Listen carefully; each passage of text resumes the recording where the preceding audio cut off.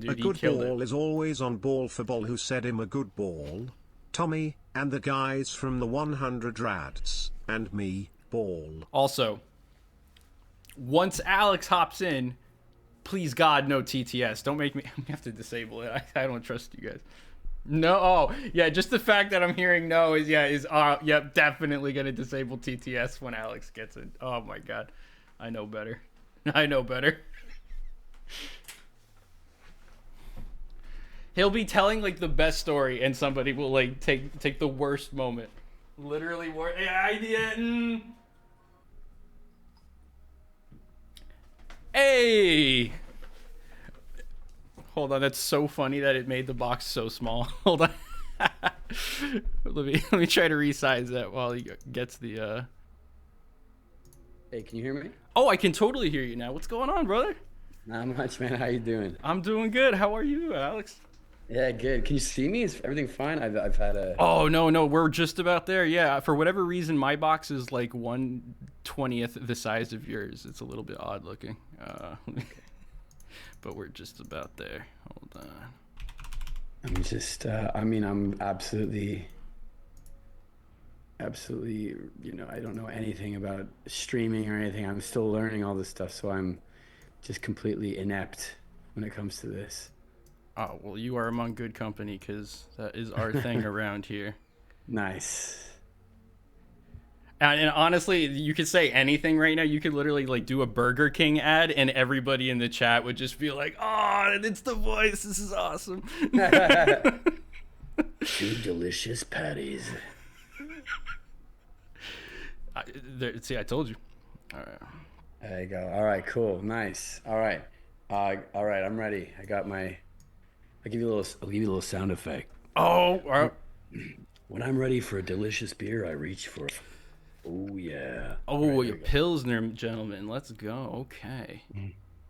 We're here in the Czech Republic. You got to drink proper beer. And I thought, listen, it's like after 9 here. I've been working all day. I'm going to have a nice beer during this podcast. I hope you don't mind. No, I'm all about that. In fact, I had picked up something that I hadn't drank before. It's Lagunitas, a little something. There we go. The green screen effect is totally not playing with me. There we go. That's the magic spot right there. A little something. Nice. It's got a dog on the can. That's how you know it's good stuff. Nice. Where are you based? Or where are you from? So I'm a Jersey boy. I'm on the East Coast of the U.S. Jersey. Yeah, between here and New York, just a little bit here, a little there, a little column A, a little column B. Nice. Oh, there we go. I figured it out, boys. All right, hold on. Let me just resize this. Oh, perfect. When it works, it works. There it is. Awesome. Nice. Well, first of all, before I give you any questions. Oh, there comes the sub. Sorry, hold on. I knew they were going to figure out a way to circumvent the TTS. They're very clever. Okay. I just want to thank you so much again for coming onto the podcast today.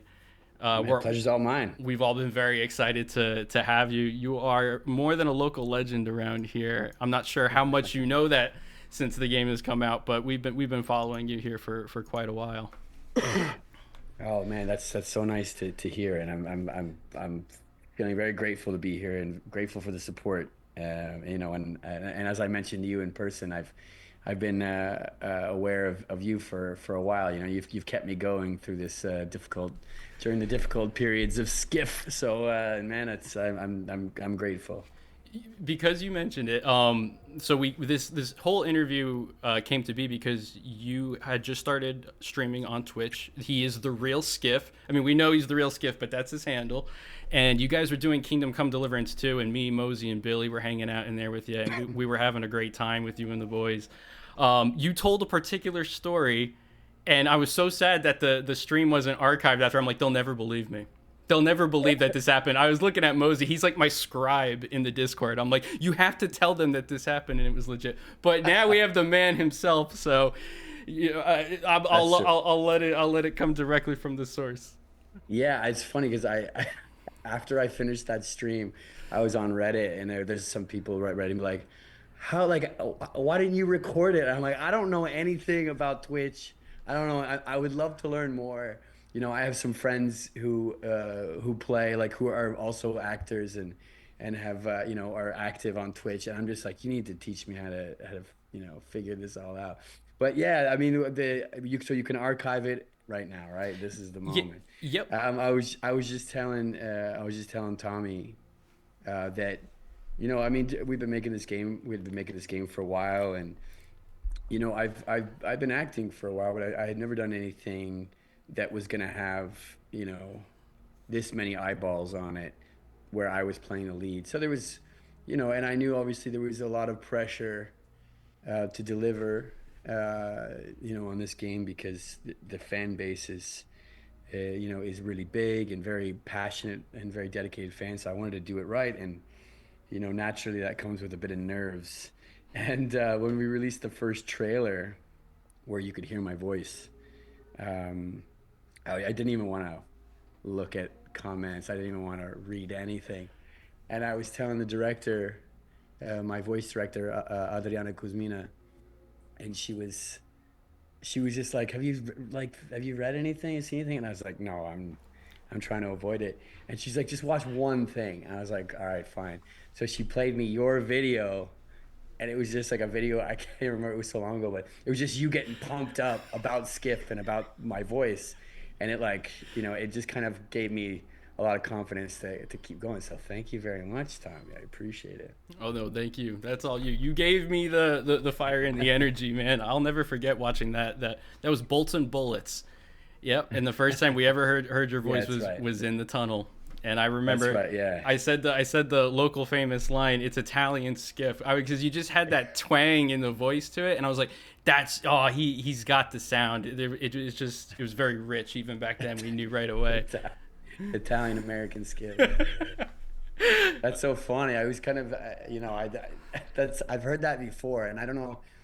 I mean, we can get into that later, but just the whole like, you know, I don't know. I wasn't trying to do like this kind of Eastern. I wasn't trying to do this New York sound, but this accent, but it kind of like came out. I think it was just this kind of, because Skiff, he's just kind of this cool, tough guy. I just couldn't help but like bring a little bit of like, just a little bit of like, Italian New Yorker, like tough guy It's sound. So very fitting for the character. I mean, he just lost his nice. home. He's got that chip on his shoulder, Yeah, and he's exactly. coming into this new environment, and he's got Yeah. goals and intentions. Yep, it fit. It fit. So I've been doing a little bit of homework on you, and I'm familiar with a number of projects that you've done. I mean, you've dabbled with a little bit more than just voice acting, impressively enough. So I definitely want to have you bring up for us a little bit about Bookie Baker, especially. Like, dude, I love those songs. I went through like the whole YouTube playlist and listened to all of them. My girlfriend loved them too. She's like, oh, this sound is not usually what you've been listening to, and I'm like, oh, this is Alex's stuff, and like so she got completely into it. But it was very cool. How long ago did you guys start that project? How long have you guys been making that Yeah. music?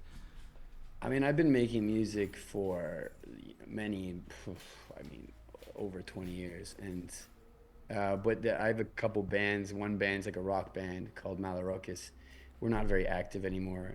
And my friend Quaylon, him and I were in that band. And then we started this band, Bookie Baker. It was just the two of us. And since then, and that must have been, I mean, we met each other over a decade ago. And Bookie Baker, I guess, has been going for shit, I don't even know. Like I want to say 6, 7 years. Oh wow. And but I mean, yeah, it's been fun. Actually, fun fact about Quaylon, he voices a couple NPCs in the game as well. Like my other band member. I don't know the characters he plays actually. I probably should know that, but I know he plays like some guys in Rookie Village, and so yeah. Mosey, But write no, that down. yeah. No, it's but no, it's fun. I mean, thank you. I mean, for listening and supporting the music. And as you know, as I mentioned to you, that a lot of people don't know. It's kind of a fun little Easter egg in the game is that on Stalker Radio, there's my band. The developers thought it'd be fun to like throw my band in there as kind of like a fun little Easter egg. Kind of the idea of like, I wonder if any of these gamers are going to turn on the radio and realize Skiff is singing on the radio. I I don't think anyone has. So yeah, that's fun. Well, I'm sure they'll take notice to it now. There's a lot of music in that game to get through on the radio, so Yeah, fair, you fair. never know what you're gonna hear when you walk over to one. I feel like I'm always hearing a new song or something I hadn't heard before, and that's over 100 hours into the game, so that always blows me away. Dude, nice mug. Oh, that's a good drinking mug, dude. Also, I wanted to say awesome shirt, the Borscht t-shirt, man. That's awesome. Yeah, this is it's from a company, a Canadian brand that was started by a journalist that was covering Ukraine during the annexation of Crimea, Oh and he wow. created all this really cool merch. It's called Saint Javelin, and Borscht is my Hey. favorite shirt. Yeah. Right on. Right on. And I saw that you had done a number of acting projects as well. Yeah. Yeah, sure. I mean, I mean, I started as a director mostly. I like to write and direct. I went to film school to direct, and I just found myself enjoying I just enjoy all aspects of building a character and or telling stories in any way. And I just found myself in film school kind of on the other side of the camera for my friends' projects. And I started doing some commercials late, not that long ago, maybe like 8 years ago. I started doing commercials to pay the bills, auditioning for things, and Ya then boy and then I Starion got Costumes is here. This podcast episode is epic. I turned off the TTS, and you know what they do? They figure out a way to get around it. I don't even know how. It's beyond the technicals. they're clever. They're You clever. boys behave with whatever weird mystical powers that you behold in chat right now. You respect the man himself, Alex. All right. But yeah, no, it's and I just got introduced from actually a friend of mine. He's a great actor, really good actor. Named Jim High. Him and my friend Sean Brodeur, they kind of introduced me to casting directors here that were casting for television and film. And actually, Jim High plays Roosevelt in Stalker, and he also voices Eric in Kingdom Come Deliverance too, the baddie. Oh Um, yeah. yeah, so yeah, but they introduced me to this casting, and I started going to some auditions, and I've just been very fortunate that I've been able to get booked in a few things, some TV and some films, and yeah, it's been a wild ride. I've really enjoyed it. Was voice work more of like a later development into your career? Yeah, I mean, I guess I was doing like a lot of voice work, but as like for commercials and stuff, car commercials and things like that. Um, and as a singer, especially like I've always been quite comfortable, I guess, recording my voice and trying different things. Um, and I had the first time I did a video game was for a game called Way of the Hunter, which is on Xbox and PlayStation 5 and all this stuff. And it's just like this small game that was made in Slovakia, and it was a lot of fun to do, and I really enjoyed it. And then I kind of know things started kind of developing a bit more, and obviously, as you're well aware of, I voiced a lot of characters in Kingdom Come, the new one, and that came. I just because I had some friends on that, some acting friends, and they kind of mentioned it, and I got a contact from like directly from I can't remember, it was a Barandov casting or something, and I auditioned, and I recorded a conversation between a lord and like a guard, and like I did both voices, which I've come to learn that's actually like a really great scene in the new game with Hans Capon and some guards. But yeah, and I recorded it. I sent it in. I got an audition. I went in, and I remember when I went in, they were very serious about like, oh, we can only have British actors, only British actors. And I went in, and everything I did was with an English accent. And then when I got in there, I'm like, hey, nice to meet you. I'm Alex, blah blah blah. And they're like, where are you from? And I'm like, oh, I'm from Canada. And they're like, uh, okay. And then I went into it, went to the English, like, all right, so you could do this accent, I guess. And yeah, I got it. And that's been like 3 years. I've been working on Kingdom Come 2 for like three Wow. years. So These games, and it take a long time. you were working on that, I guess, then simultaneously alongside Stalker as well, then? Yeah, I mean, Stalker, I had been doing for, I guess, about a year and a half. Um, I think that in the case of Kingdom Come, there's just like I voiced all like obviously I voiced Skif, so there's a lot there. But in Kingdom Come Deliverance 2, I voiced a lot of characters. So um, I think you did at least like 9 characters, right? Maybe more. I think about 20 actually. Wow. I think they told me that recently. So, yeah, I don't even remember. Sometimes people ask me like, "Oh, I play the game. Are you this character?" I'm like, I don't even remember.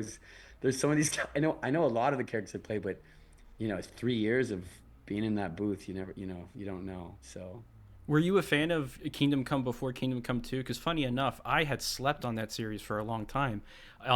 With 2025, I didn't have too many games that like I was really particularly excited about, but everybody had brought Kingdom Come 2 on my radar, and I was like, all right, yeah, this does look really cool. And I sat down and played it for a couple hours already. I'm like super engrossed in it. It's quite the project. Did yeah, I did play the first one. I had PlayStation. I played it because when I got this job, when I got Kingdom Come, I was like, I should probably do some research, and got the game, played it. It's my type of game, but also it was hard for me because I'm not like, like when someone says, "Oh, do you game?" I'm like, "Yeah, I game." But like if I'm speaking to like you and your community, I can't say I'm a gamer. Like you guys are proper gamers. I got on there and I'm like, I am absolute dog shit at this game. And it took me like a while to get through it. And it's such a great game. And I'm a big history buff. I'm like the type of gamer that it takes me like forever to finish because I like read every like scroll I find and like every like meaningless piece of paper that shows like talks about all the history or whatever. lore? Yeah. I'm all about the lore, I'm all about the lore. So yeah, it took me forever. And yeah, I still haven't finished KCD one, but we tried KCD two the other day. It was myself and Michael Pithen, who plays Sir Radzig, and Jim High, who plays Eric. Um, and the three of us just talked, and it was a lot of fun because actually Mikey he's like was a tour guide for a long time, and he really knows his history. So during the stream, we were literally walking through Gutenberg, and he was giving like a live like a tour for anyone who was listening. So it was like Sir Radzig giving a tour to everybody. It was a lot of fun. Awesome. Yeah. That is super And cool. oh yeah, by the way, Sir Radzig, who is yes, I just saw somebody right there. Oh my God, Faust and Roosevelt played KCD two. Yes, so Eric in KCD two is played by Jim High, who also is Roosevelt, and Sir Radzig is the same actor.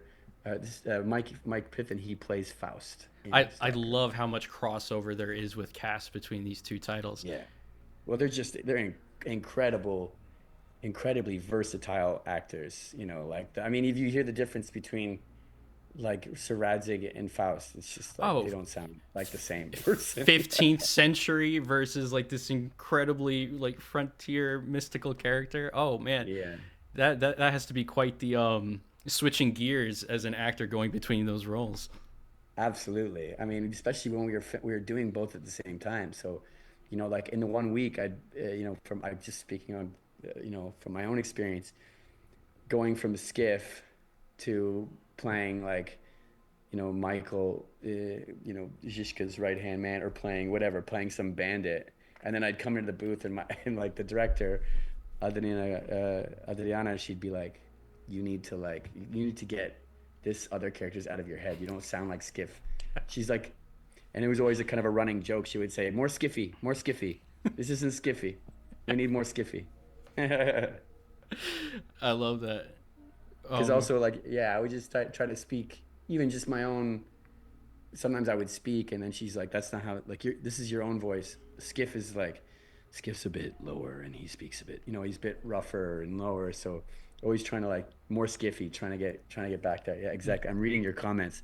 Astora Lukash, right? More Skiffy, exactly. that really delicate balance of like the grizzly tone. Yeah. Well, I try. Yeah, it's just the years of drinking and smoking Skip, and not skip, sleeping. Skiff goes through a lot of shit. You got to have a little bit of an Exactly. abrasion to your voice, when you've been through so much. You're tired. It's been a long Yeah. day. Like, Exactly. He's rough protagonist. You need to have a little like, oh God damn it. You yeah. have to bit of that. So which is perfect. Especially when I did morning recordings. When I was growing up, my favorite game for years was a Lucas Arts game, a point and click adventure game called Full Throttle, where the main Oh, nice. character is the leader of a motorcycle gang. And he's called Ben Throttle, and the voice was just like that peak grizzled old school type of hard boiled guy. And he was just like my iconic, like, oh, I looked up to like that character growing up. I was like, I love that voice. Everything about it just like commanded so much authority and attention. So it was like the first time I was like, man, a voice really makes the character, because it was like a graphic novel, and so all I Yeah. had was that guy's voice. And yeah, he really sold me on the character. No, that's great, man. I mean, and I imagine whoever voiced that character probably had a ball doing that as well, getting right into that. It seems like it's a really fun job. Yeah. Yeah, I mean, it absolutely is. I'm absolutely feel very blessed, feel very, just getting a role like that. And I mean, just I would have been happy with any character in Stalker. And to be able to play Skif was a real honor, and it was like, yeah, a lot of fun. So With that role, did GSE reach out to you directly, or was it kind of similar with KCD2, where there was like an agency in between, or how did you fall into like becoming the main character? yeah, that's a bit wild. I have to double check my email to make sure. There's one thing that I don't know if I'm allowed to say or not, but I have to check. They didn't respond. GSC didn't respond, so maybe I'm not going to say some extra little secretive thing. But yeah, the one. I'm Oh, I like, think I think it's probably fine. it's Um, totally fine. It's totally fine.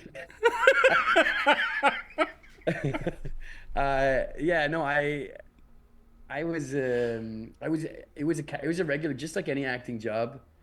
Um, it was a casting. It was like I got a contact from a casting agent, uh, just one of the loveliest casting agents, just the loveliest person in the world, and just my favorite casting agent. And her name's Maya, and she owns Munich Steernix here in Prague. And Shout out to Maya. Thank you, Maya. Thank you. thank you, Maya. We love you, Maya. And she yeah, she sent me this audition. She's like, I mean, like a lot of us got the same audition. A lot of us actors, like, this happens often in castings.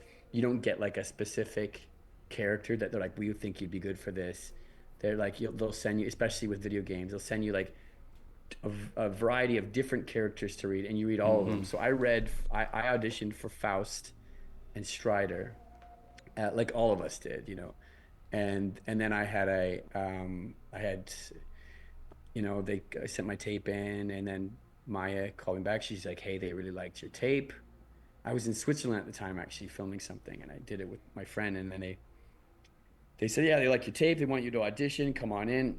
So I went in, and I auditioned for the motion capture director, Ilya Neischuler. I don't know if I'm pronouncing his last name right. I don't know if you're familiar with his work, but I am yeah, a he's little bit. amazing. Hardcore Henry. He directed Hardcore Henry. He directed Nobody with Bob Odenkirk. Yeah. He's incredible. None And other he than Nimble himself as well, or his also likeness. nimble. That's That's right. right. That's right. No, not just the likeness, his voice as well. And yeah, he was in there, um, and he was. I remember just I was auditioning for Strider because they wanted me. They're like, all right, you're not Faust, but we think maybe you're Strider. And I went in, and he was just like, look at me, and say the line, say the line, say the line. And yeah, and I didn't read. He's like, do you know Stalker? And I was like a little bit embarrassed. Like, no, I don't. Like, I've heard of it, but I don't really know it. Like, wow, I know my friends know it, but I don't, not really. And he said, have you ever done video games before? And I said, yeah.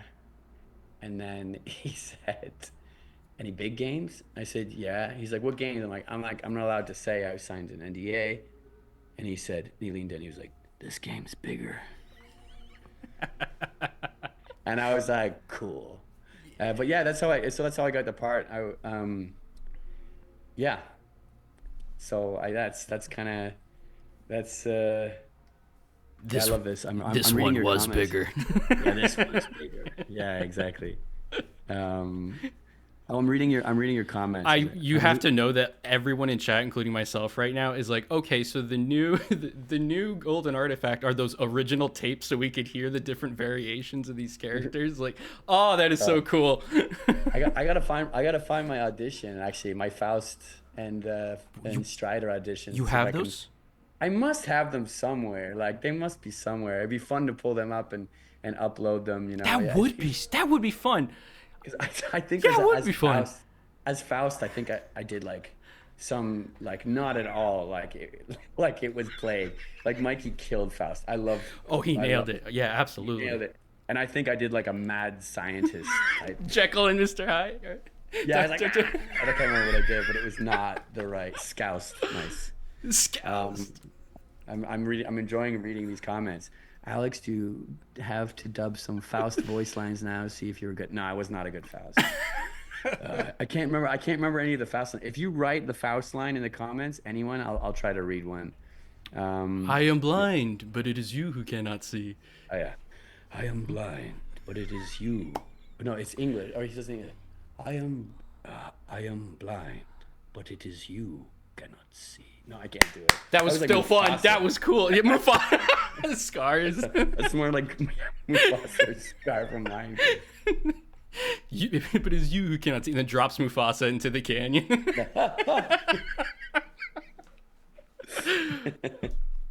Yeah, he's Michael Pittman is an incredible voice actor, an incredible actor, and I shouldn't say voice actors, performance capture.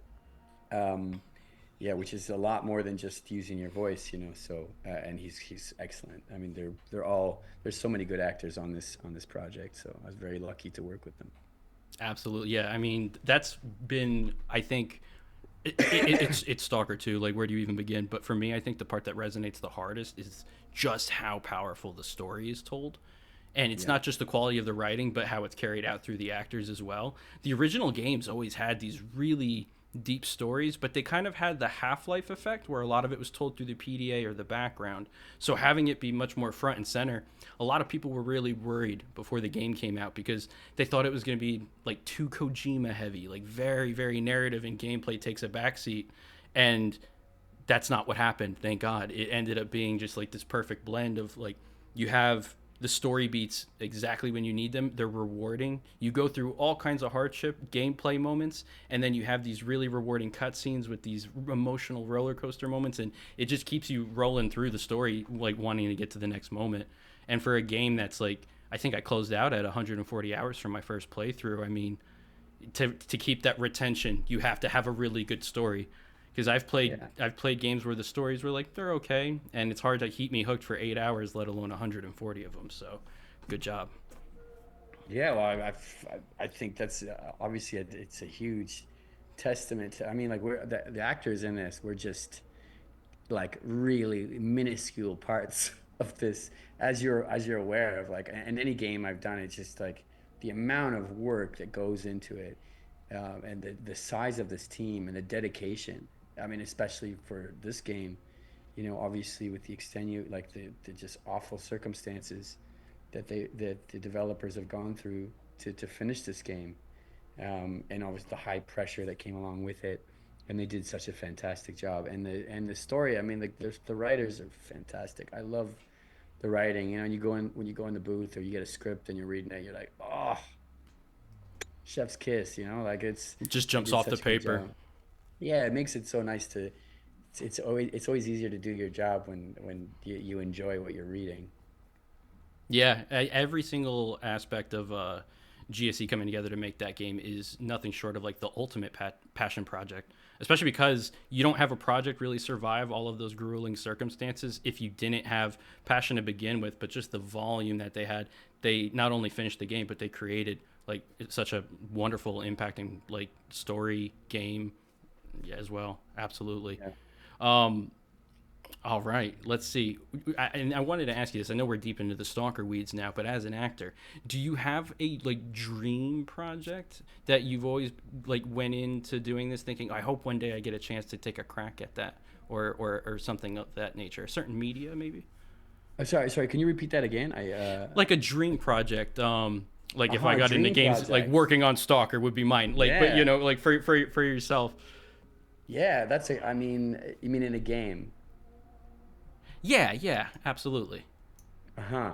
Yeah, I think I or mean or, or, honest or, or anything actually. I guess not. You acting has so many facets to it, so it yeah, no, wouldn't I mean necessarily. I think a game is I mean the thing, I mean, this kind of works in both ways, is that like as an actor, in a film or in a game, I would love to do anything Western. Like I just love that genre so much. And if anyone ever checks out my band online, you'll see a music video that I directed for our band, Bookie Baker. The song's called Autumn Wind, and Quaylon and I essentially just made this because we both are nerds and wanted to be in a Western. So we just made this Western. So I would do anything. So with that said, well, first of all, yeah, with that said, I would love to, like Red Dead, like if I could be in the Red Dead world, you know. And the thing, it's what's amazing, like not just, sorry, I'm getting ahead of myself here.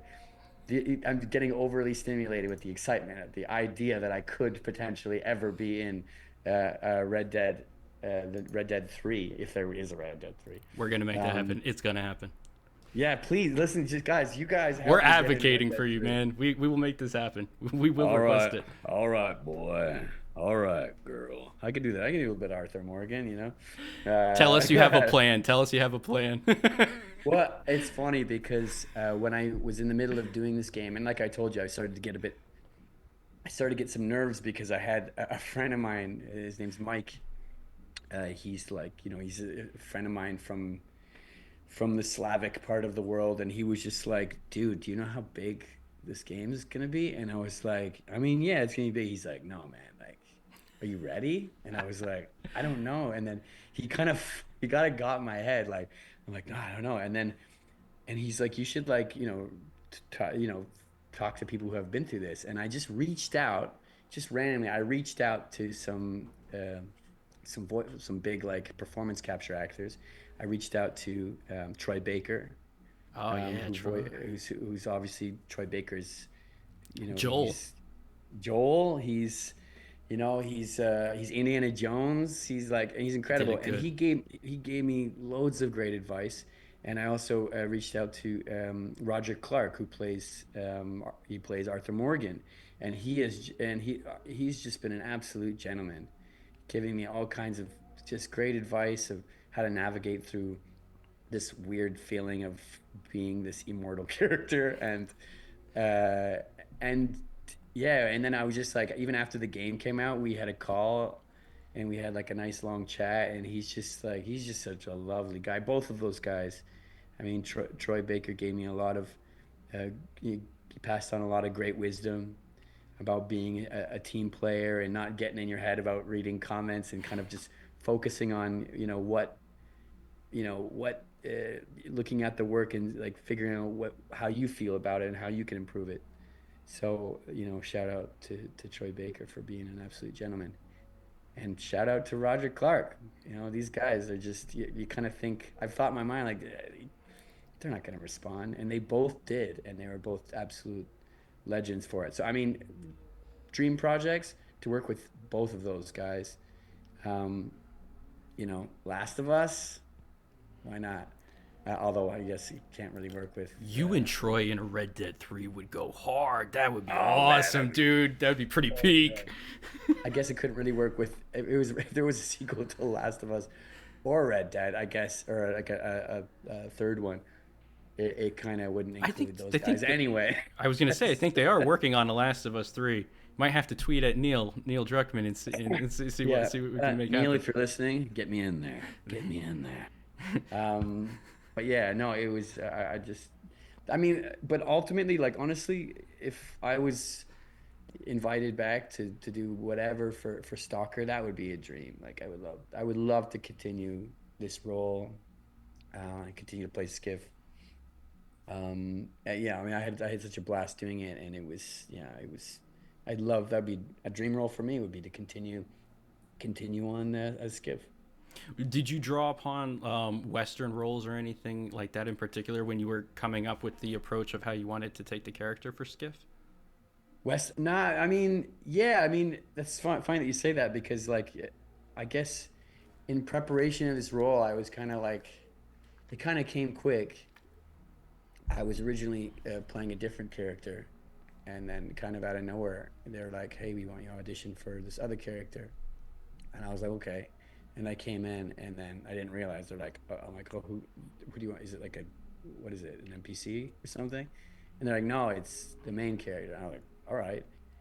And I kind of just tried a bunch of different things in the in the booth to audition. And when I got it, I was just like, okay, I gotta, figure this out. And I kind of drew a lot of inspiration from a lot of different characters, and also by like I watched a shitload of walkthroughs and playthroughs of the original Stalker games, just to get a feel for the zone. I think like once you kind of get a feel for the atmosphere and the characters and just the how brutal it is, that kind of shapes who Skiff is. So that was a big part of it. And then I kind of wanted to add, for me, like it was a little bit of, I have some friends at home. I have one of my friends, one of my good buddies, Craig. Shout out to my buddy Craig Burnett. He's just like, he was just ever since we've been little, he's like 12 years old. He's just always been an absolute badass. We grew up playing hockey, uh, as the Canadians do. And he was just one of these guys that, like, he'd be like 13 years old, waiting out front of the bar, picking fights with grown adults just so he could practice fighting. And he was super quiet, like kind of quiet and chill. And I was like, yeah, that's Skiff right there. And then, it's a bit of my buddy Craig, bit of Logan, like a bit of Hugh Jackman in Logan, Yeah. specifically that version of Wolverine, although that's much older than Skiff is. This kind of like tired and like sarcastic, annoyed, doesn't like people, just likes to be on his own. And then of course, like watching the Stalker, like in film school, we watched Stalker. It's great film, and also it like helps you get immersed into the world. Uh, but yeah, and then like I mean, Skiff, in many ways, like obviously it's like this game is it's like a sci-fi horror, you know, Cosmic horror kind of thing, yeah. exactly. But it's like there's Western elements to it, like Skiff is he's the kind of loner who kind of comes into town and and like at the beginning he just wants to get something simple. It's very simple, he just want to get my apartment back. I want to figure out who's responsible for blowing up my apartment. But like obviously it becomes more than that. People are always like, oh, Skip, why is he doing all this stuff for his apartment? It's like he's clearly not. Like it clearly becomes something more for him, right? He takes on a bigger responsibility. He takes on like this feeling of responsibility for the zone and some of the people in it. Um, and that's a Western character. That's Clint Yeah. Eastwood. That's so there's so many. So I love that. So part of me was just like, yeah, this is like Skiff. Skiff is an outlaw. He's like, we're not an outlaw. He's just like he's got a rough past, and he's coming in, and he just wants his own thing sorted, but people keep kind of Keep pushing getting them. in his way, and then he kind of he kind of just he ends up he gets getting involved in something he doesn't want to because he gets emotionally attached, and he's a Western character. He's a cowboy. Yeah, it is super analogous actually when you think about it. Like the zone's very green, but it is this no man's land where there are no laws and typical rule structures other than the factions themselves that imbue it upon the land. Like you have the factions in Stalker. You had the little cliques and gangs in the West that would clash and butt heads and vie for control and ideology. And yeah, they're especially when I have my Saiga and three guys walk around a car on the bridge and are like, hey, well, I'm gonna rob you now. In fact, we don't like witnesses, and I'm just like, did you see the Saiga before I delete everybody? But Skip's voice definitely really nailed that interaction. Nice. Yeah, I'm reading your comments. Someone's asking, Deadly Bird is asking if I voice the hurt noises and the grunts whenever Stiff takes damage. Yes. And I know what the question. Oh, shoot. What is this shit? Oh, hang on, guys. Oh, I hold on. We gotta invite him again. Zoom has that darn meeting freaking limit. Hold on.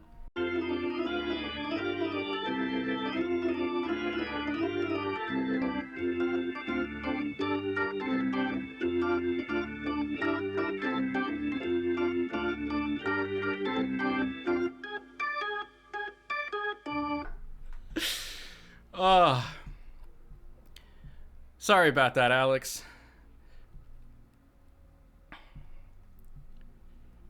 Oh, he's popping in. I'm in, yeah. How's the sound, by the way? It sounds good. I apologize. I guess we hit the Zoom free limit, so I had to extend it real quick. It was the ward. I think we were getting exploited by Korshinov. There you go. Bastard Korshinov.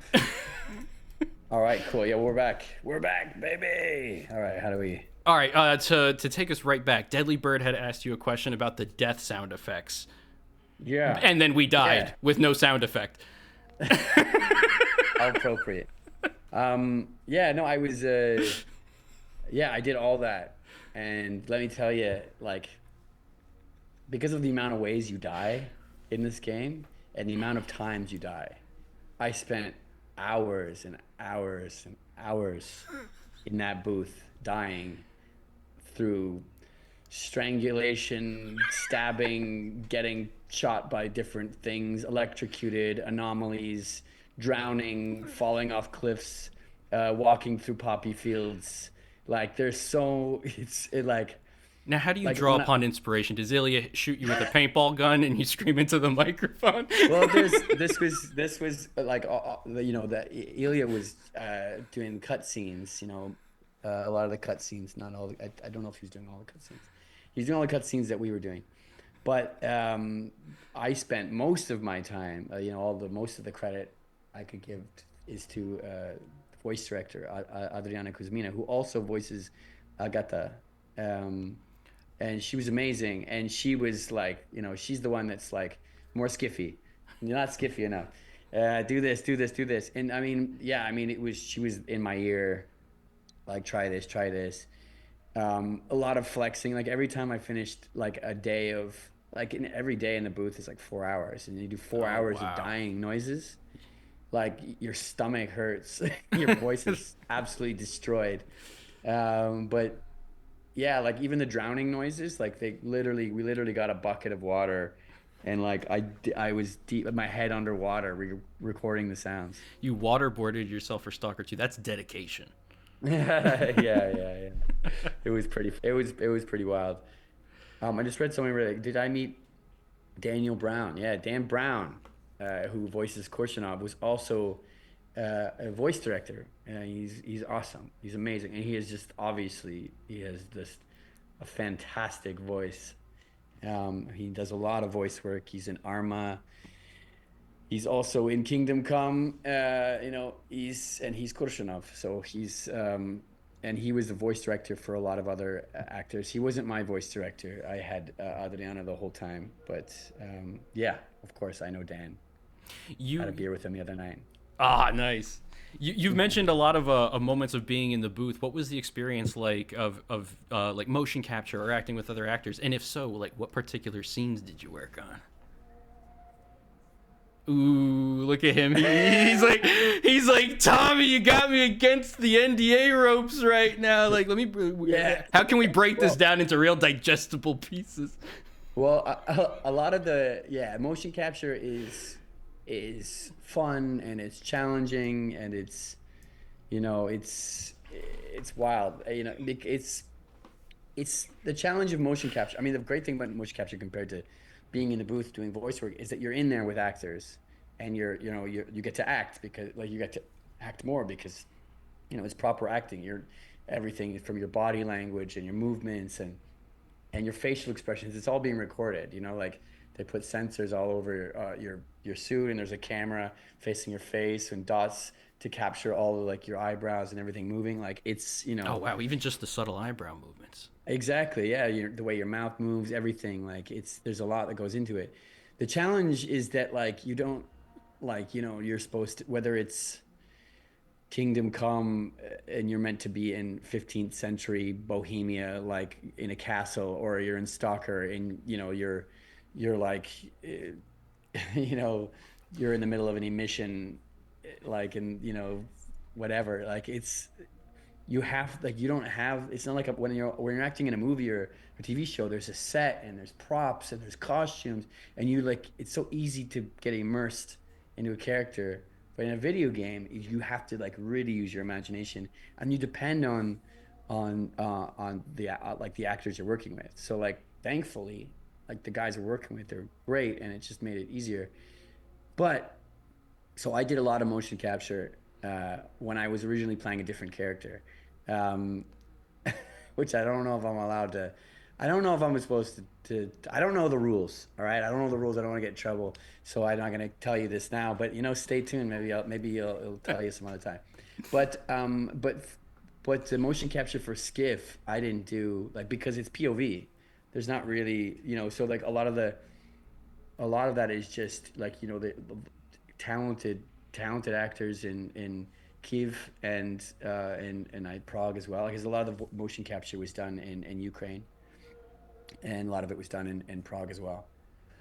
Interesting. And it was just like stuntmen and Do they have the ability to capture audio from those sessions as well, or is that pretty separate? yeah, absolutely. It's They like get the audio you're too. capturing audio. It's all there. Like you're mic'd up. There's cameras all around. There's this big kind of square room carpeted, and they put these kind of obstacles. They build these obstacles because if I need to like lean against a wall They or want the something, kinetics to show. They want the yeah, you the need weight of something to that. lean against. Yeah, Exactly. that's cool. I think they've shown that too before in documentary footage and teasers and such. And it was a huge room. Were you? God, don't answer if not. Did you do motion capture in Ukraine or in Czech Republic? Yeah, everything that was done in English was done in.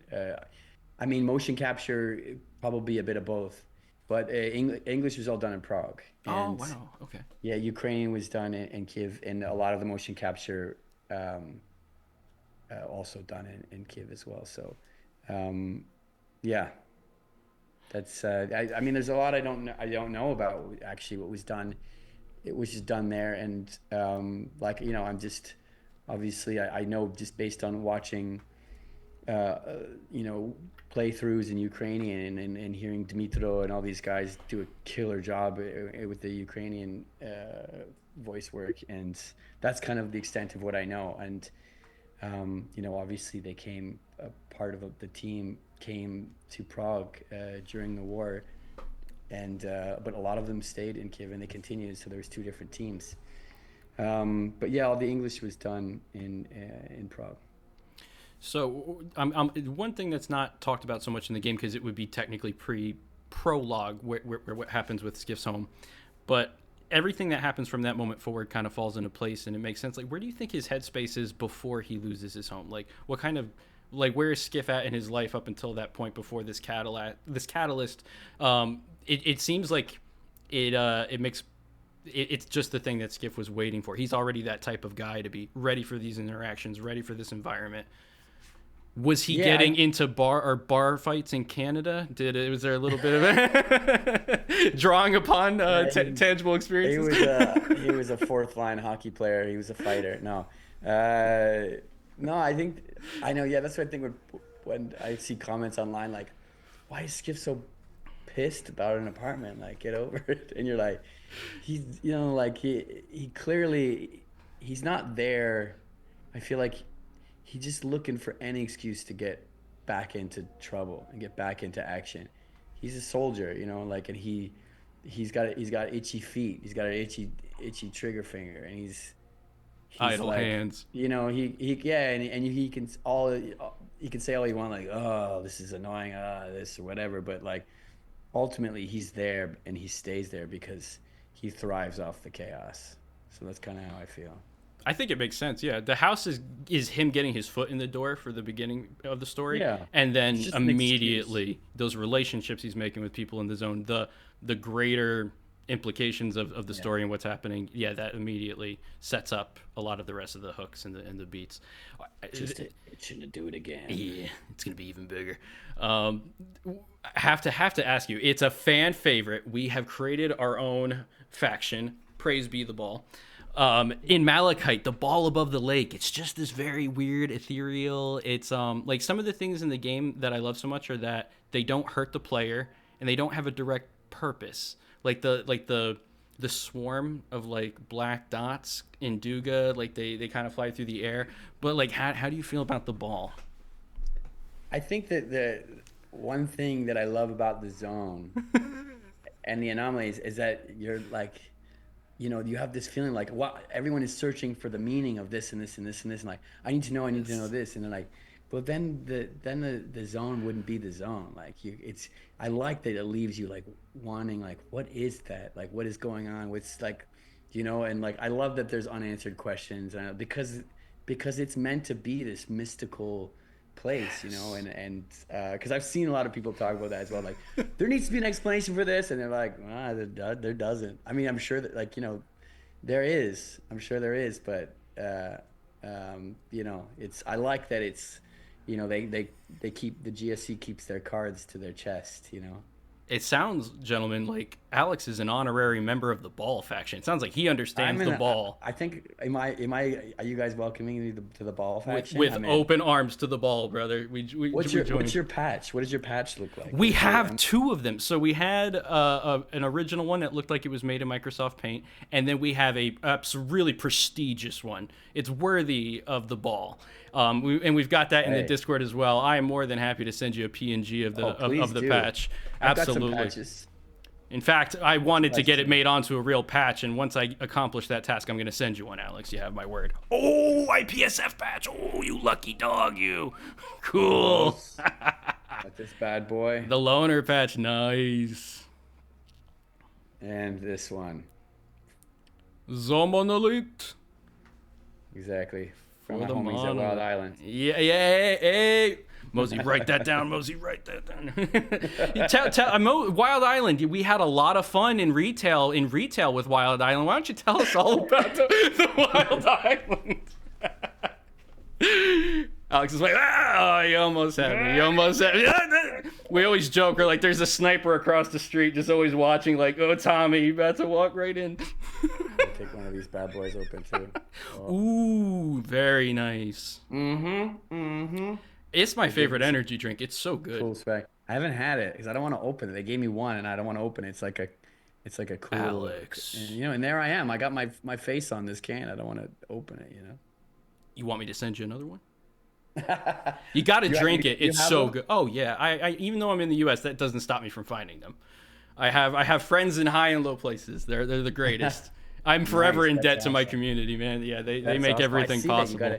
I see they painted you into the camphouse. Yeah, there was this gentleman did this incredible artwork. Yeah, and I set that as the background, and he put me in there, and even got Sergey and a few other content creators, I think. Yeah, really amazing stuff. When I saw that, I was blown away. I was like, oh my god, like the detail was amazing. I showed that to my family. They were like, holy cow. I was like, yeah. Oh, I was like, oh my god, I never realized I made anything that would have made somebody want to take the time out to put me in a photo like that. It was like heartwarming. Man, that's cool. That's super cool. Okay, I got one more. I wouldn't say one more. I got another weird question for you since we're in the weird realm. Sure. So, you know, we deep dive into every stalker, the files, etc. Is Skif bald? Because it would seem that people have mined him and he looks like he might be bald. But I feel like that's not a fulfilling enough answer. Like, I've got to go to the source. Like, do you feel mentally that Skif is like a bald man? Look how red his face is getting. The GSC sniper is outside his window now. I mean, he's like 25. So this is the thing. Okay, let's look at the stats here, because he's 25. So, but also radiation. Yep. My Okay. history teacher was 27, and he was completely bald. Poor guy. Also, he's clear, like he's a Slavic guy. He's the statistics are not in their favor, or in their favor, depending on how you look at it. And also, like, let's look at some of the baddest ass guys in narrative in film history. I mean, you got Bruce Willis, you got Jason Statham, He's Vin Diesel, you got Triple Mark X. Strong, you got Vin Diesel, you got Dwayne Johnson. I mean, like, maybe there's something there. Maybe Skip, I like to imagine him having like hair down to his knees. No, I'm joking. That would 80s hair metal band very haircut. I kind of always imagine him with kind of a Norman Reedus kind of like like a unkept. short. Like, he doesn't have time to cut it. It's just there, but it's a bit long and it's rough. They don't really sell razors in the zone, so I mean, he'd Yeah. need a pair of scissors or something. But I do like the idea that, like, I've seen the on the Reddit. You saw that posted. image? Yes. Yeah. Yes. Oh, we love that. It made me go for a moment, Got a good question for you here. So obviously the story can go in like a number of key narrative paths depending on what factions that you choose to align yourself with. What was it like when you were trying to come up with a different flavor of Skif depending on which branch that the story was going to go down and unfold with? Yeah, I would say that was the biggest challenge of this role was, because it's not, I mean, like any film or television or whatever, like, usually when you're filming, you're not always filming like in order of what's happening. One day you could be shooting like, the middle of the film. The next day you're filming the end, and then like a week later you're filming the beginning. Like, and that's kind of normal in this business, but this is like, but like tenfold, because obviously it's not an hour and a half or 2 hour movie. It's it's a game that people spend hundreds of hours playing, as you pointed out, and there's multiple directions and multiple arcs. So that was difficult, because some days I'd come in and I'd be doing like chapter 3 or chapter 1 or chapter 2, and this is all credit to director Adriana Kuzmina, who is like really had to work hard to put me in that headspace of like, this is Skif at the beginning. He's a little bit more innocent. He's a little bit open-eyed. He's a little bit like has curiosity and wonderment. He's a bit more like childlike. He's never childlike, but he's a bit more innocent. And then as you go on, he gets a bit more grizzled and rough. And because one day, like, okay, we're doing chapter 5, or now we're doing chapter 1, or now we're doing chapter 17, and you have to just I just rely completely on the director to get me there, because it's kind of hard to come in and just jump right back in there, but they're there all the time, and they're living it all the time. Like I said, the actors were just tiny parts of it. Like, they're there all the time. Dude, shout out to Ileana Kuzmino, man. She sounds like she had her finger on the pulse the whole time and was helping ground you with the character. Adriana. Adriana. Yeah, no worries. And yeah, she was amazing. And we got like, you get frustrated in the booth together, and like we butted heads sometimes, going back and forth, but like, yeah, like, I'm super thankful that she was there and patient with me. And then you get to, obviously you get to another point of the game where it's not just this one story character arc, but now there's different directions. So now I'm, okay, now I would do a scene and they were like, okay, Alex, you're doing this, you're speaking to this character, but you're definitely leaning more towards the ward. Like, you know, your buddies with Korchinov. There's a lot. So for me, I'm like, you can't like do it too differently because it's skiff, but you do have to like, okay, he's a lot more of a soldier. He speaks straighter. He speaks like this. Yeah, I know. And then there's Straylock or Straylock when you're with him, like there's this kind of like we're both action heroes. That's kind of the vibe, like we're like who can make the bigger explosion, who's got, it's a measuring competition of sorts. And Dance around that flawlessly. yeah, and then Spark, which is obviously like you can't be Scar, you can't be that wild because you're still Skiff, but you do have to be a bit fanatic and you have to be a bit like, lost in the clouds and a bit, so there'd be a day I go in and I'm like, okay, do this. You do the same scene, but you're part of Spark. Now do the same scene and you're with Straylock or whatever. So yeah, that was challenging. But like I said, if I didn't have Adriana in my ear, I probably it probably would have sounded wild. Everything. So Yeah, there's a lot of nuance to that because depending on what's like resonating with Skiff, you're gonna have more of the natural parts of his personality protrude out more because he's aligning with that and capturing the nuance of that. You did a great job. I mean, that character is we call him like this Western type, but I still see he's like a very complex and nuanced character. And so capturing that and making it feel authentic despite whatever path that you choose, that is a really big challenge. I don't think that can be really overstated. Well, I think also because, like it was the creators, they're kind of, they're, what they wanted with Skiff was they like, obviously Skiff doesn't speak a lot compared to a lot of other protagonists in a lot of other games. And I think the idea behind that is that they want people to feel that they are Skiff, and so that, there was times that I try to get a bit more creative with it or whatever. And you have to kind of toe this line of like, don't do anything too wild because, you don't want to deviate far from whoever's playing it and how they might feel. So it was a lot to take in that way. But yeah, like it's, like I said, all credit to the voice in my ear, to Agata. So you had said, I think you worked on the project for a year and a half, was it? Yeah, about that. I honestly, I don't, I mean, it was over a year, definitely. It's like, like it could, it's all a blur, it's like year and a half, 2 years. So, yeah, it was wild. Nice. Have you gotten the chance to play yet? Because I know on the Kingdom Come stream, you said you hadn't really gotten a chance to fully dive into it. So I was wondering if it's on your roadmap. This is embarrassing. I'm really embarrassed. I'm so sorry. I put you on the spot. No. I'm joking. No, I mean, I'm very public about it. I just, people in the Reddit groups are always asking me like, "Have you played it yet? Have you played it yet?" And I'm like, "No, I haven't played it yet."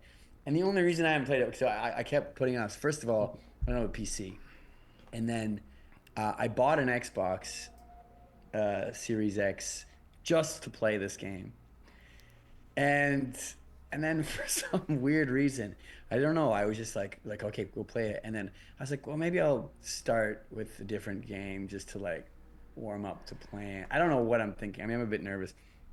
And I got Cyberpunk. I've been playing Cyberpunk. It's a great game. Mostly because people keep telling me I've never played it. I don't really know anything about it. Did they say that you sounded like him? They say like I sound like V from Cyberpunk. I saw those comments. Yeah. I've seen so many people. Okay, I get the most I get is V from Cyberpunk. I get Kyle Crane a lot. From, Dying Light. From Dying Light.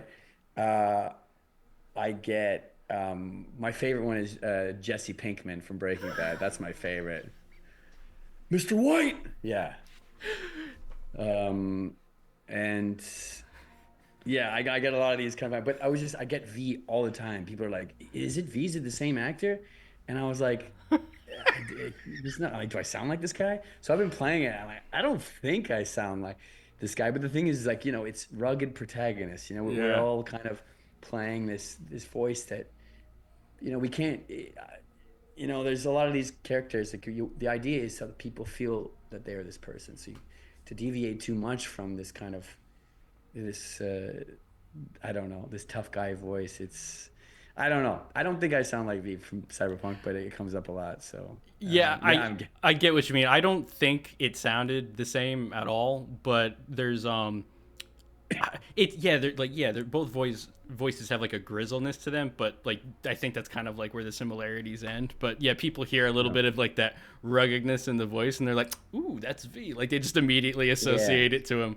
I mean, the first time I saw it was Co Carnage, the streamer. Oh yeah, Ka's a great streamer. So he someone sent me a video of him. The Denzel Washington clip. Dude. Yeah, yes! He was just like, "Who is this, Denzel Washington?"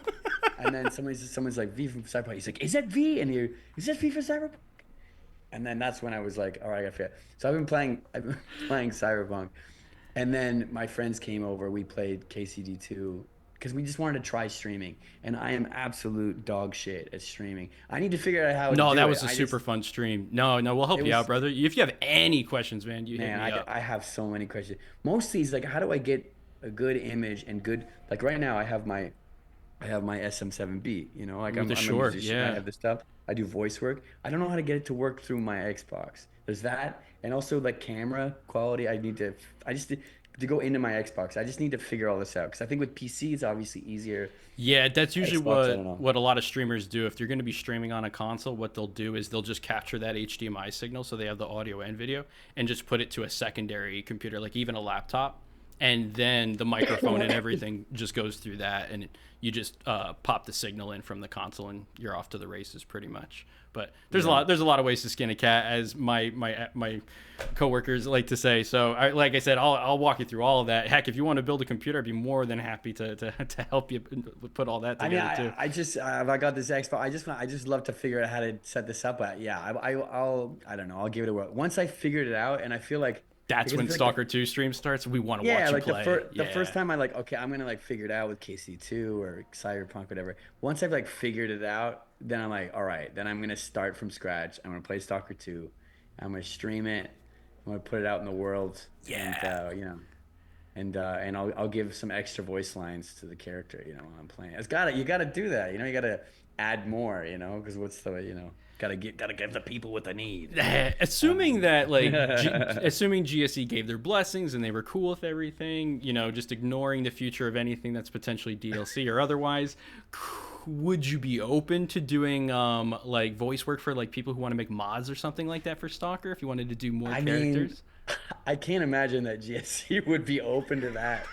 But I mean, I'm a huge fan of the Stalker fans, and the passion behind it. I would I would be happy to do anything to appease this fan base, but as long as I'm not biting the hand that feeds me, so of course.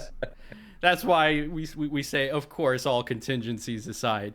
But that's awesome that you love the role, you love the universe, you love playing it, and that you would be super down to do more should those opportunities be available. That's all we wanted to hear. We love that. That's the right answer for us. I'd love to stream it, and then bring, because I'm friends with all the main characters. You know what I mean? I'm friends with Faust. I'm friends with Scar. I'm friends with Richter. I'm friends with Kurshina. And s.t.a.l.k.e.r has started streaming as well. Who? Sorry? S.t.a.l.k.e.r, Scar. The Ukrainian. Ukrainian voice actor. I've seen that. Yeah, I've seen that. I was reading someone asking me about what I felt about the Ukrainian Skif, Dmitro. I love his version of it. I remember when they did it, and I was kind of we were talking with the director about it, and then I was like, are we trying to do the same kind of thing, and they're like, no, these are two different kind of worlds and two different zones, which I love. I love that they say that. That makes so much sense. They treat them as a different experience instead of trying to make them try to be the same thing. Thank you. Yeah, I mean, they're two different, because to me, I find that that's a great thing about this, is that you have you have the Ukrainian version, and people can play that version, and it's just a totally different vibe and a different world. And then you have the other one in which it's just like, to me, the English version is like, I don't know. It's just kind of thinking of this now. It reminds me of kind of that, like, I can't remember what planet it is in Total Recall, when all these people kind of go there, and it's just, it's this chaotic place, but people are coming from all over for opportunity, and it's chaos and whatever, but they're from all over the world. And that's, to me, like, that the English zone is like kind of this, I don't know, like this, it's almost like the Yukon gold rush. So Yeah. where, like, you got people from all over the world coming to like, you know, uh, to live there and find treasure and whatever, So I like that aspect of it, and I love that there's two choices. If you're not into that version, then, like, you have the Ukrainian version. If you're not in the Ukrainian version, you have this. So yeah, I'm a big fan that they decided to do that. Awesome. Awesome. What do you think Skif's favorite hobby would be?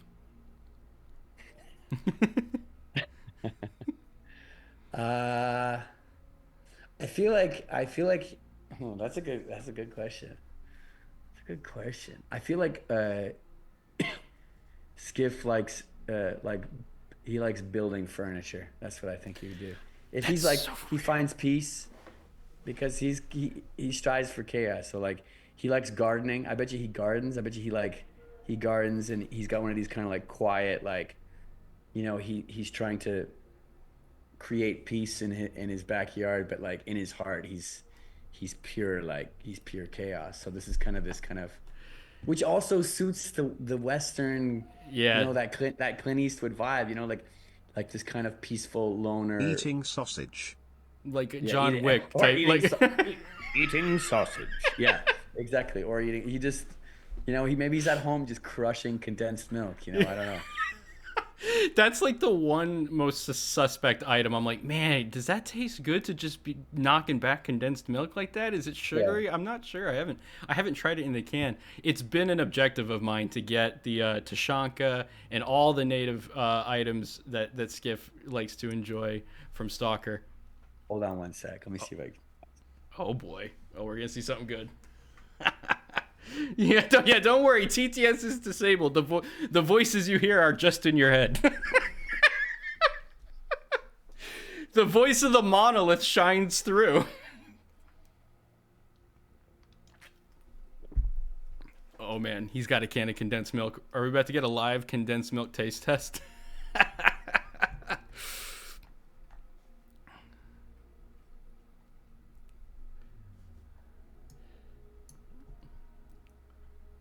He's yeah, he about to drop the hub bar. This is a big bottle of condensed milk. Yo, Taryn, what's up, dude? Everybody's here. Heck yeah.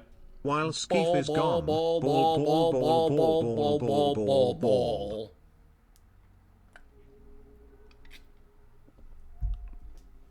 Cruising down the street in my bowl.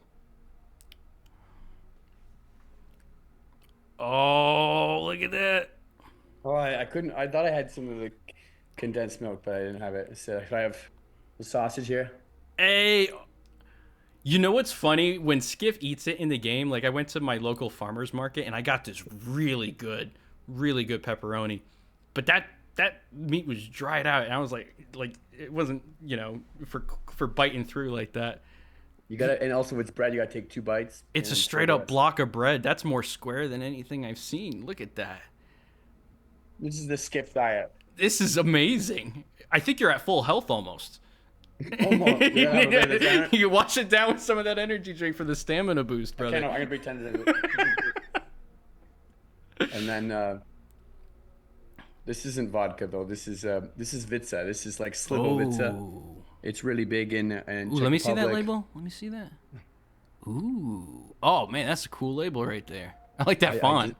I designed this label actually. Did you Fun really? fact. Yeah, this is my friend's dad, who recently passed away. Oh. He made this amazing. This is like local Moravian Slivovitsa. It's so good. Oh wow. And yeah, when he was sick, I just I decided to design this nice label for him for his homemade slivovica, Too and cool. it's amazing. So no, in true Skif form, I got my sausage. Oh, I got this my is peak. This is I got my peak. Slavic Yes. clear liquor. Oh, peak moment. There we go. Woo. That And now my health is fully he's charged maxed up. out. Maxed out stats. He's ready to take on a pack of fleshes, some bloodsuckers. Let me show you how much of this I have. Oh boy.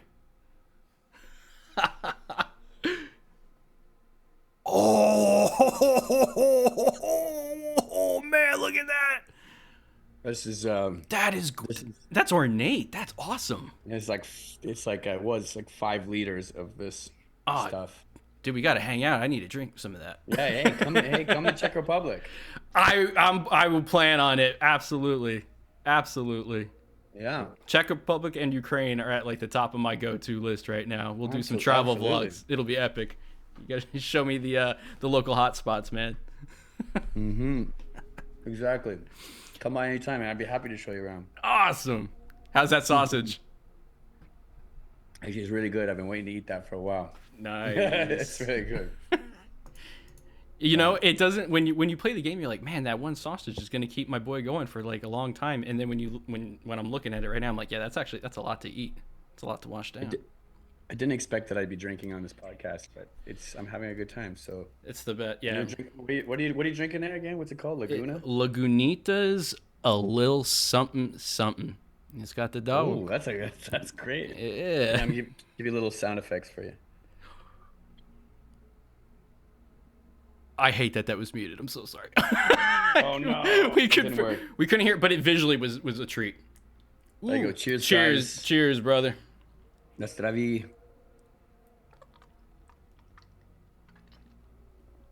Awesome. Nice. Awesome. Cool. Since else? we just had a toast, there's no better time to ask this question. Sure. The drinking with the Vupolov scene. Were you drinking when you guys put that scene together? It looks like it was so much fun. It was a lot of fun. That was one of my favorite scenes to do. Actually, we because we met. Actually, I met with the actor. I wish I could remember his name. He's excellent. He's a Czech actor. Mosey will chime in with the name in just a second. Don't you worry. He's our local encyclopedia, man. And we met we met before we recorded, which doesn't always happen. Oh, that's cool. Because it was really important. Where's your sausage? Oh, someone's asking me. Yeah, it was super important to them that we got that right and that dynamic. And so we went in and we did the scene together before we recorded. And he's so good. And I love that scene. I love that scene mostly because Skif doesn't get like, he's so uptight. He's so like, Yeah. he doesn't have many of these moments. So when he does have these moments, it's like, I loved it, being in the booth and drinking shots. If anyone, I recently, like, I'm very new to all of the different types of social media and everything, and that I've opened since I played the game. I opened it, or I created a TikTok, and in this, I posted me side by side with the Dvupalov scene, drinking shots over and over and over again. You know, because you gotta be authentic. It's gotta be authentic. You know? Yes. So yeah, you know, so to answer your question, I was drinking shots in that scene. So That's peak lore. That's good stuff right there. That's peak behind the scenes making of lore right there. there you go. How did you ever get the chance to like ad lib in the booth, or are there any lines that came out because you decided to just kind of throw something out there and see if it stuck? Sorry, sausage.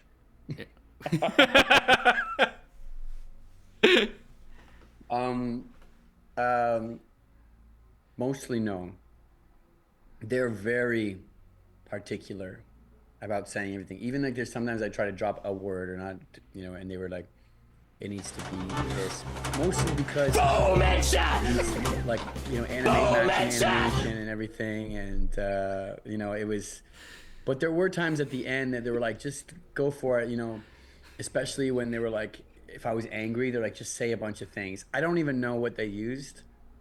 Um, but yeah, it was fun. That was like real fun. They're like, just say a bunch of things like, like, swearing essentially. And that was pretty much it. But no. I mean, most of the time we stuck to the scripts pretty straight. And the writers worked so hard on these scripts. I was I was Yeah. I was happy I was happy to oblige.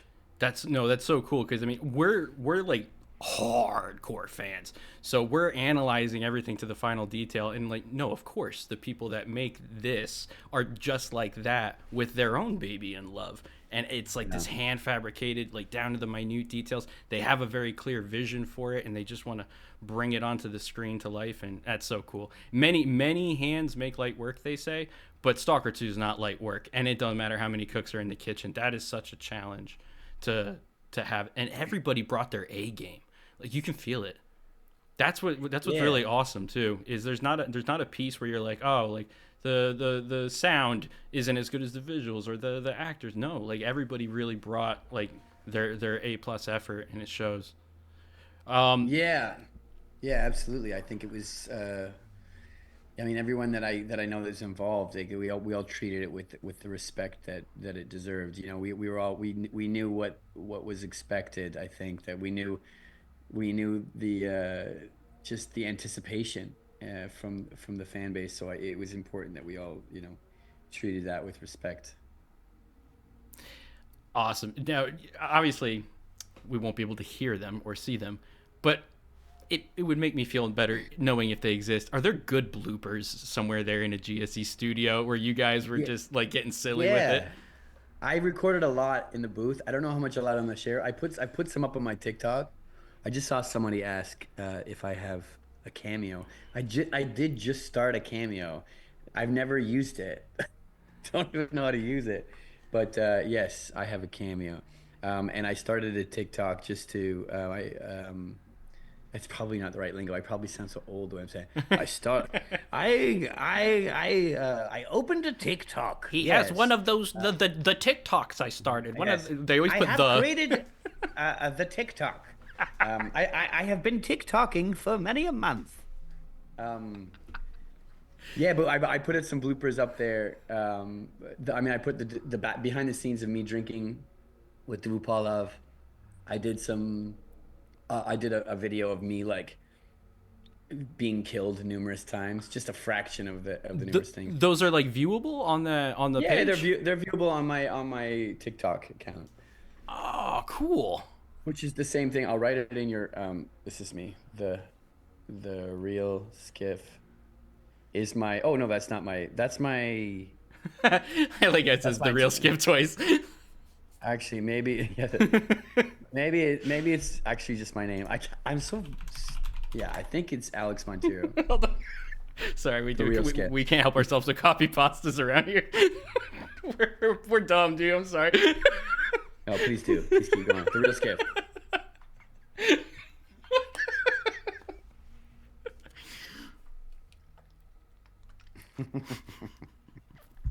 Um can you say Dalin like Korshunov does? No, let me tell you something. No one has a voice. No one has a voice like Dan Brown. Dan Brown, I can't. Dan Brown has an incredible voice. Fun fact about Dan Brown, also Canadian. We got two Canadians on that game. Korshunov and Skif, both Canadians. So there you go. Dan Brown, he's an incredible actor and voice actor, amazing voice, lovely guy who voice directed a lot of the characters as well. And he's from Alberta, West Coast, Oh West wow, Side Canadian, not West Coast, but yeah. Alex, do you have a favorite voice line out of the whole game, in particular? I mean, I'm a bit. I, I think that I think for me the most special. Okay, I mean, I love the Vupalov scenes. I love any scene with Richter. I think it's really nice because I think that Skiff is not. He's not a very like sentimental guy, but like if anyone gets anything out of, if he has any friendship there, it's Richter. So um, Everybody loves Richter. everyone, I mean, he's amazing, and he's voiced by very talented local actor here, Tadeusz Moravec, who I like to call the Czech Timothy Chalamet. He's like he's incredible. He's a great actor. He's kind of like he's blowing up here. He's an amazing actor.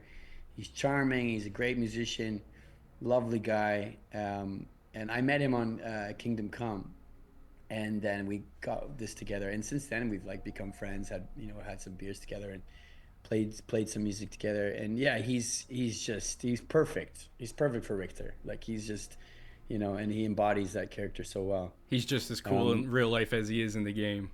Yeah, I mean, listen, if you want to do you want to do a stream with Yes. Tadeusz, I could definitely get Yes. you that. He's That sounds awesome. Yeah, that would be great. Yeah. I'm just reading a Deadly Bird. Alex, careful. I know many people would cause chaos if you accidentally confirm Skif and Rick the relationship. Oh no! Yeah, just like Hans Capon and Henry S.t.a.l.k.e.r. Yeah, I know. Which is so funny. I love the way that Luke Dale, the character or the actor who plays Hans Capon in Kingdom Come, he's so funny. He's such a good dude. He's gonna help me with streaming. He keeps telling me, he's like, dude, I'm gonna show you how to do this. Yeah. He's like, he knows he's a great streamer. And my favorite thing when people asked him like, who during a stream, who are you gonna try to romance during the game? Is it gonna be this character? And he said this line during a stream that gaming blogs took that quote and it was like all over it. And he's like, who am I gonna try to romance? I'm a narcissist. Of course I'm gonna try to fuck myself.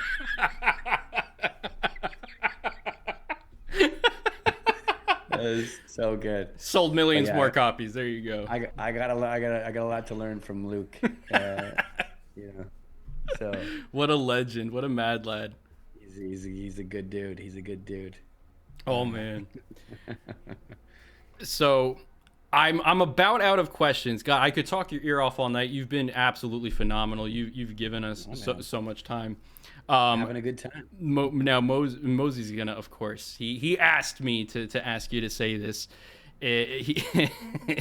So I'm sorry. He says, "Can you say, are you yanking my stalker pizzle?" In Kingdom Come 2, the amount of times that I read that line, "Are you yanking my pizzle?" with different voices, and I remember thinking like, what? The first time I read that, just to anyone who's listening now or who's unaware, although I'm sure you are aware because you're proper gamers. In Kingdom Come 2, the line, "Are you yanking my pizzle?" is very common. Yeah, I say it as Skif or like as a KCD character? Both. Are you yanking my stalker? Was it pizzle? Yeah. Are you yanking my stalker pizzle? Hello, sir. Are you yanking my stalker pizzle? Or as Skif would be, are you yanking my stalker pizzle? There you go. That's so good, dude. Oh, that was so good.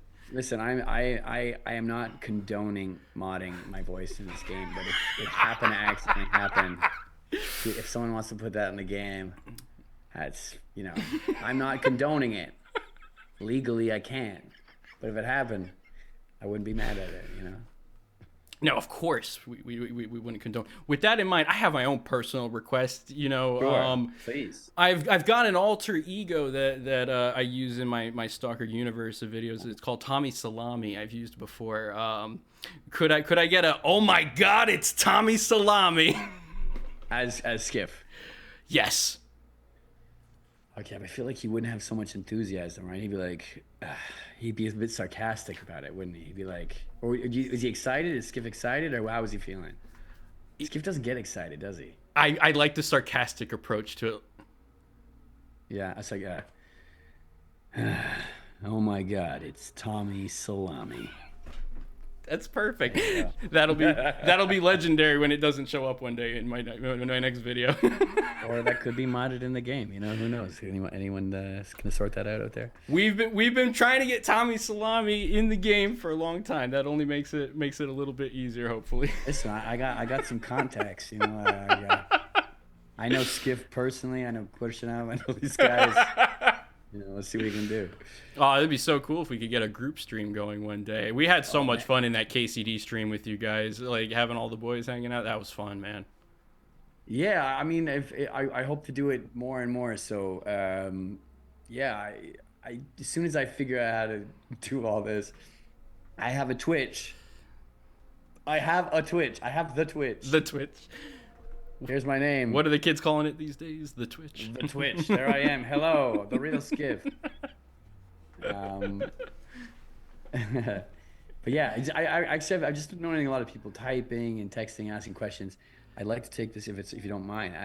Open up the forum, guys. Open forum. What do you guys got for me? Ask your questions. You have the man himself here in the flesh, straight out of the zone. He had to sneak out to be here. I was attacked while on a job. I got hit in the head, and when I woke up, I was in nothing but my birthday suit. He still got it. That's what I wanted to tell you. Is my favorite line. That's your favorite? Because that's so because appropriate. for me that was the first line that went out to the world, and that was like that's Skif, and that was to me. So like I you know, that's to me like my first kind of okay, he's out there. Let's see what people think. Let's see what Tommy Love thinks. You know, so. that was our first exposure and experience with you, man. And it was so hype, dude. Fuck, it was so hype when we were waiting for that trailer, but we didn't know if it was going to be another Ukrainian dub trailer or when we were going to get an English one. So as soon as your voice started to play through my headphones, I was like, oh shit, here it is. This is it. Like my first glance, it was so good, dude. Oh man, it was great fun. Okay, here's a question for Skif, Alex. Are you more a freedom guy or a duty guy? This guy, I've been asked this before. I'm definitely a freedom guy. You know, yeah.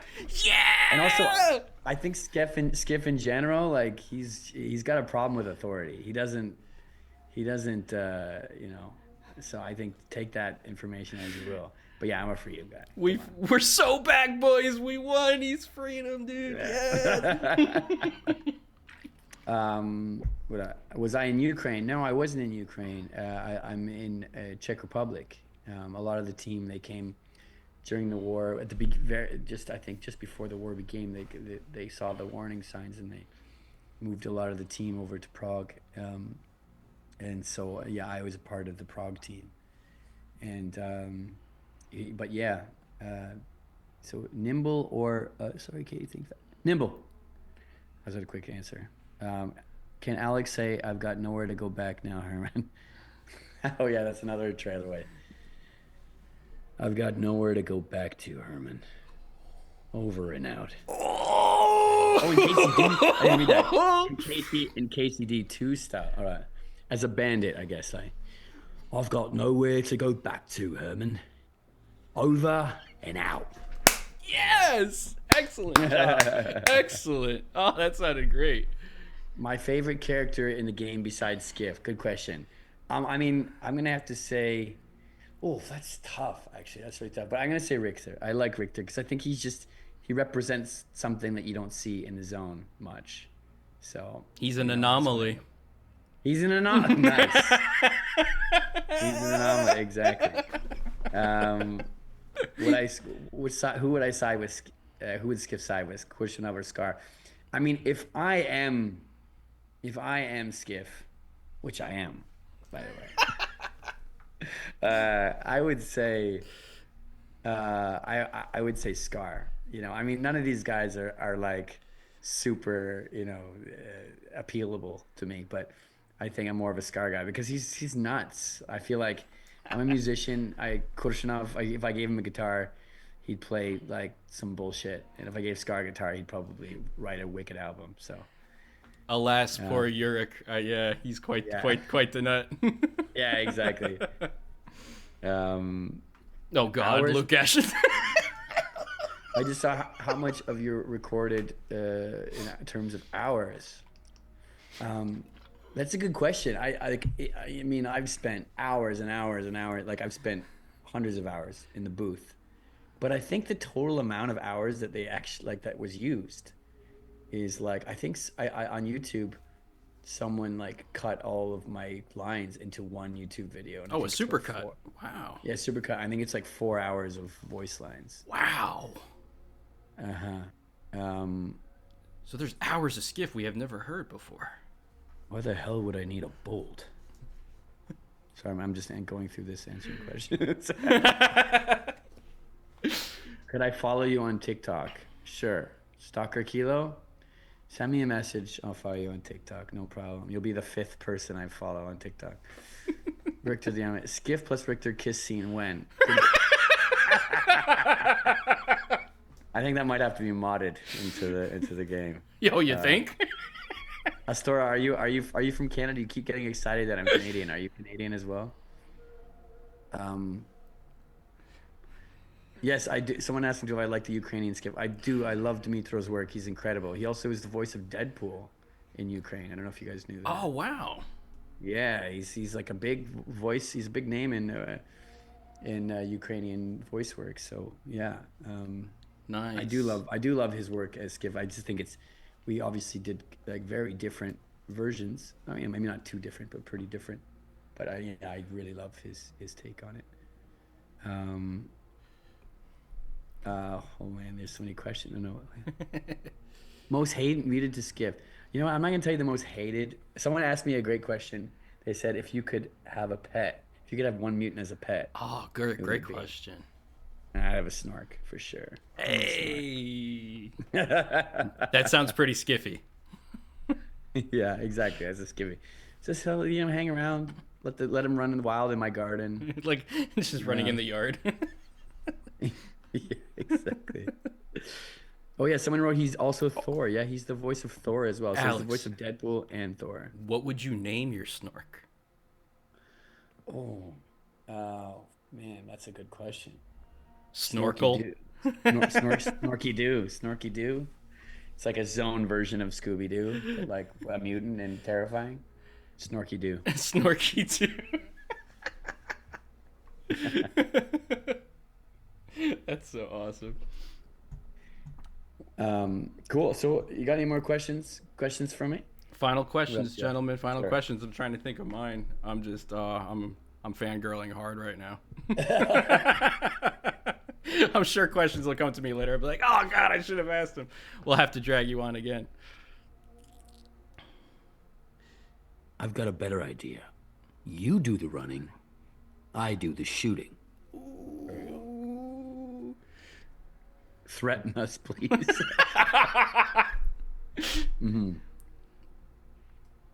All right. Oh boy. You pieces of shit in the comment section, if you say anything towards me negative, you will regret every fucking thing you say. Sorry, that's all I got. Actually, another one of my favorite scenes is when I strangled Dalin. Yes, that was a crazy scene. That was fun, and that's with a great actor, a great actor here, Cuddle. He just secretly confirmed he mocapped it. No, I didn't. Backpedal. No, but the POV stuff, anything that was Skif, I didn't actually mocap. Oh, really? Okay. Yeah, I didn't do any of that. That was all done by like I can't confirm for sure, but I mean, like a lot of it was done in Ukraine, and some of it was done in Prague, and it was done by like stunt guys and like guys who know. I mean, people have asked me like, was that you who like assembled an AK? I was like, no. Or was it me who was that me who like assembled it like perfectly and so quickly? And like, no, that was definitely some badass in Ukraine, like, doing mocap, doing it properly, like, you know what I mean? Like I can't take credit for that. You know what I mean? These guys these guys, it was, you know, obviously very important for them to get that authenticity, and they weren't gonna get it from me. So yeah. Oh yeah, the second Caribbean. Yeah, that's what. The second Caribbean experiment, you asshole. Yeah, I love that scene. Yeah, that's my favorite. That's my favorite. Yeah, cool. All right. Well, Alex, you're the man. You're the man. You're a legend, dude. Thank you so much for coming on to the podcast today again. I can't thank you enough. This has been a fantastic episode. Anything you need, you let me know what clips you want or what have you, and I'll get it chopped, edited, I'll hibachi style it, whatever you want, and I'll get that sent right over to you, brother. Thank you so much, man. It's been a lot of fun. I really appreciate it. It's been good. Yeah, and like I said, it's really nice to speak with like this you know, this passionate fan base like yourself and everyone in the chat, and I just hope that I did the character justice, and I hope you guys are happy with it. And you know, I look forward to playing the game finally, and having you guys. We'll be there. We'll be there. Promise that. And we'll help get you there too. If you have any questions at all about this crazy shindig of streaming, we'd be more than happy. But yeah, you knocked it out of the park, brother. You honestly, from the bottom of my heart, and I know I speak on behalf of the audience, you fucking killed it, dude. You did an amazing job, man. My Italian genes are on fire with how good this character is. Thank you so much for bringing him to life for us. I think we could get you in the zone. That's some pretty good voice work, you know. I think we can get you there. I would love that. Would be a dream come true. I'd love to do some voice work. Cool, man. Thanks a lot, Tommy. I appreciate it. Thank you, brother, man. And you know, we'd love to have you on again at a later time. I'm sure we'll have more questions for you, and we will watch very closely your career with great interest, sir. So whether it's Stalker DLC or another movie project or music or voice work or a commercial, man, we'll be keeping an eye on it, man. Nice. Thank you so much. And I just got one more thing to say, which is I got no stream to go home to. Over and out. You gotta hit him with the, as we do at the end of every stream, right before I cut the live button for him. You gotta tell him, I'll leave this to Alex. You gotta hit him with a good hunting, stalkers. Good hunting, stalkers. Later, gang.